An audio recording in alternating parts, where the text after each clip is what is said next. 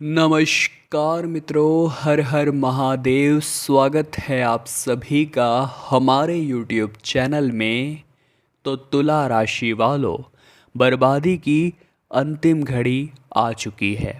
एक एक कदम फूंक फूंक कर रखना होगा, क्योंकि 7 अगस्त से लेकर 15 अगस्त का समय मामूली नहीं रहेगा। ये आपको बहुत कुछ जीवन में सिखाने भी वाला है, समझदार लोगों को आबाद बनाने भी वाला है और मूर्खों को बर्बादी के कुएं में धकेलने भी वाला है। आपको समझदार बनना है, आपको आबाद बनना है, तो वीडियो में बताई गई कुछ नादानियों को भूलकर कुछ बातों का ध्यान रखना होगा। शुरू से लेकर अंत तक देखें, सावधानियां और उपाय दोनों वीडियो में बताए हैं। लेकिन सर्वप्रथम महाकाल के सच्चे भक्त इस वीडियो को लाइक करें और कमेंट बॉक्स में जय श्री महाकाल लिखना आप न भूलें, आपके सारे बिगड़े काम बनेंगे। देखिए, आने वाला है जो समय है, ये पत्थर की लकीर से लिखा जा चुका है। कहते हैं जो विधि का विधान है वो तो होकर रहेगा, लेकिन ये हमारे हाथ में है कि हमारे कर्म कैसे होंगे, हमारा व्यवहार कैसा होगा, हमारी सोच कैसी होगी। कई लोग बोलते हैं कि भगवान हमारा आने वाला कल लिख चुके हैं, लेकिन दोस्तों कहीं कहीं पर ये चीज़ गलत भी साबित हो जाती है, क्योंकि आज हमारी सोच कैसी है, आज हमारे कर्म कैसे हैं, आज हमारा व्यवहार कैसा है, ये 3 चीज़ें तय करती है कि हमारा आने वाला कल कैसा होगा। अगर ये तीनों चीज़ें सही है तो आने वाला कल भी सही है, और ये तीनों चीज़ें खराब है तो आने वाला कल भी बर्बाद है। इतना आप ध्यान रखिएगा। आने वाले अगले 8 दिनों में माता पिता के आशीर्वाद की आपको खास ज़रूरत पड़ने वाली है, क्योंकि कहते हैं अगर आप माता पिता के चरणों में झुक जाते हैं तो आपको किसी और के चरणों में झुकने की ज़रूरत नहीं पड़ती।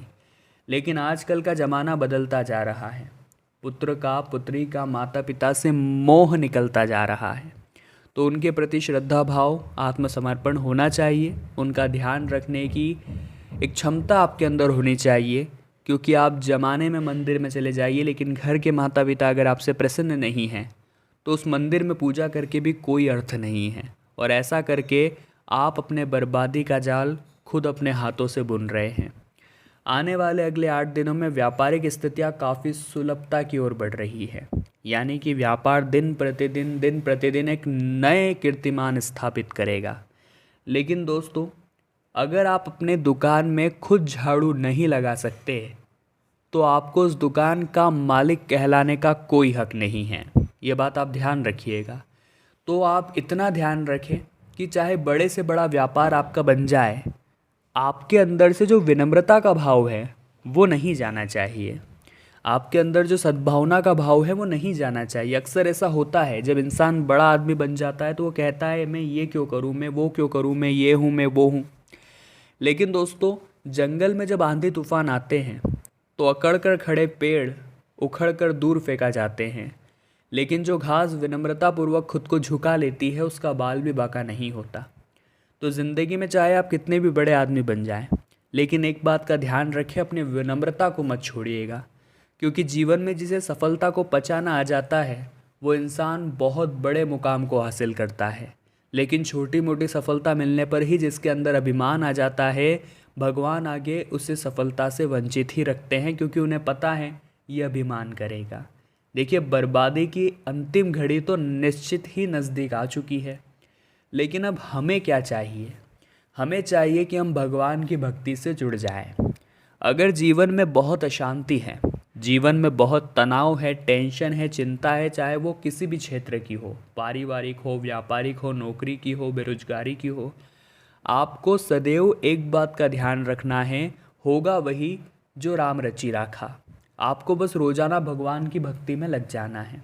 रोज़ाना 1 लोटा जल शिवलिंग पर चढ़ाना है, 3 ताली बजा करके हर हर महादेव बोलना है, हनुमान चालीसा का रोज़ाना पाठ करना है, और 3 माह के अंदर आप रिजल्ट देखेंगे कि जो बर्बादी का समय नज़दीक आया था वो आबादी में बदल गया है, और आपके जीवन में सुख, समृद्धि, धन, वैभव, यश, संपदा का विकास हो गया है।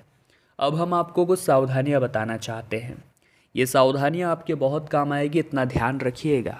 आगे वीडियो में आपको उपाय के साथ साथ बहुत बड़े ज्ञान की बात बताएंगे, इसीलिए थोड़ा सा समय निकाल कर अगर आप भी वीडियो को अंत तक देखते हैं तो फ़ायदा बेशुमार होने वाला है। सबसे पहली सावधानी उन छात्रों के लिए है जो हर चीज़ को रट्टेबाजी में निकाल रहे हैं। खास सीख, खास सलाह हमारी यही है कि दो प्रकार के ग्रह होते हैं। एक वो ग्रह होते हैं जो आपको सपोर्ट करते हैं, जिन्हें सकारात्मक ग्रह कहा जाता है, जो हमेशा आपको अच्छे कर्मों के लिए, आपके भाग्य को बढ़ाने के लिए आपको सपोर्ट करते हैं। जब हमें ऐसे सही ग्रहों का साथ मिलता है तो इंसान दिन दुगनी रात चौगनी तरक्की करता है।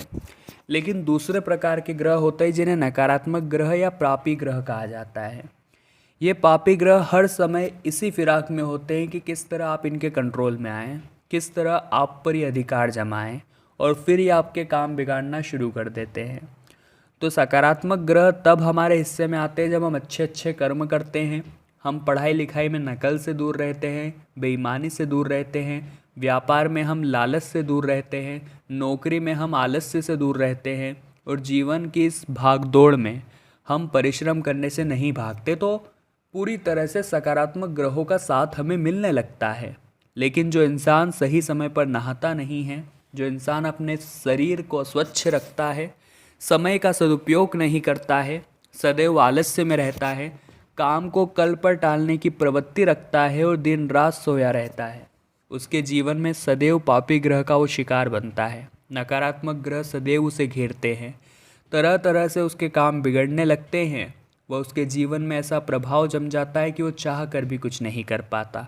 तो विद्यार्थी एक बात का ध्यान रखे, रट्टेबाजी में ज़िंदगी नहीं निकाले, हर चीज़ को प्रैक्टिकली समझ कर चले।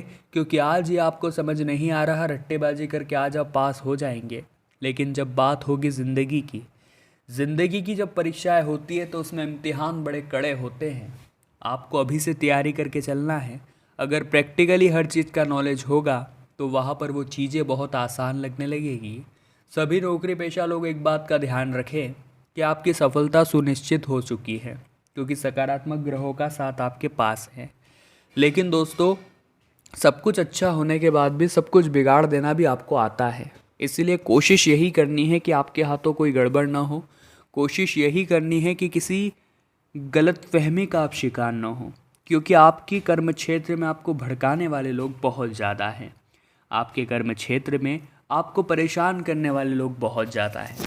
जब भी आप सफलता की सीढ़ी चढ़ते हैं, इनकी आंखों में आपकी सफलता खटकने लगती है और ये तरह तरह से आपको डुबाने का विचार बना लेते हैं। दोस्तों ध्यान दीजिएगा, इंसान ऊपर अपने कर्मों से चढ़ता है और उतरता अपने बेकार कर्मों से है।